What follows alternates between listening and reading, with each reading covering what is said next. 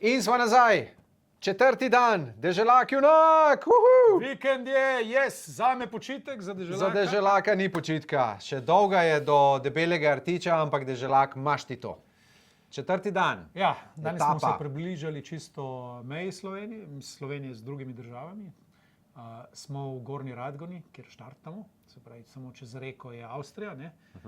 Najbližje druge točka, kjer bo prišel, je Hrvaški še jutri. Ja, ta del me sploh skrbi, ampak dajmo danes najprej.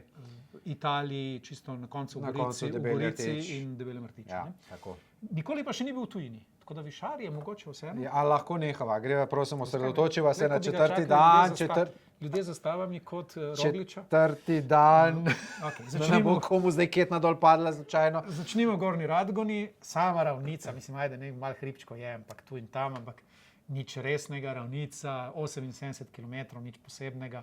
Štartamo v Radgoni, gremo tukaj do Radencev, upam, da bo dobil eno Radensko. Obvezno. No in potem mimo Petancev naprej, pa greva pogledati tukaj skozi Tišino in proti Murski, gremo lepo, oziroma gremo še naprej, mislim, do Pucance. Se pravi, tukaj gremo skozi vse te vasi. Tu se bo malo uspel, v Pucancih tu je nekaj malo klančkov, mislim, ne, tisto je malo druge. Tukaj smo še v ravnici. Tle je še v redu, ja. Tukaj smo še v ravnici. Pucanci, iz Pucancev potem v Mursko Soboto. Iz Murske Sobote gremo tukajle v Ekspano, ob Soboško jezero. Okay. Zrihtal sem, da se bo malo skopil. Resno? Ja, meni da je ful mrzlo, 18-19 stopinj. Zakaj pa ne bi se kopil? Zato, ker Ne, čakaj, kaj že izziv zdaj tam, ali kaj tazga? Bova videla. Kaj bo videla? Zdaj povej, da vemo. Ne bom povedal. Plaval bo. Vsekakor v jezeru bo. Smo že tam. In Se pravi, voda, veš, bo letos kar pomembna za njega. Pustimo ti skok na koncu, ampak tu je kaj malo... govorimo zdaj o glavnem izzivu ali govorimo o tem za ta Ne dan? bom povedal, neč tole malo... Kaj je sploh res s tistim letenjem? Zakaj bo letel?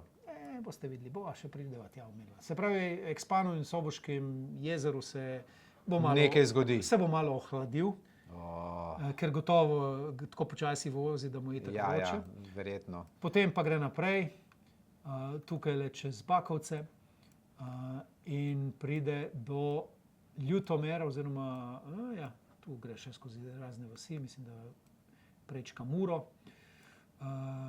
skozi Vržej in potem v Ljutomer, kjer bo končal dopoldanski del, se pravi kosilo.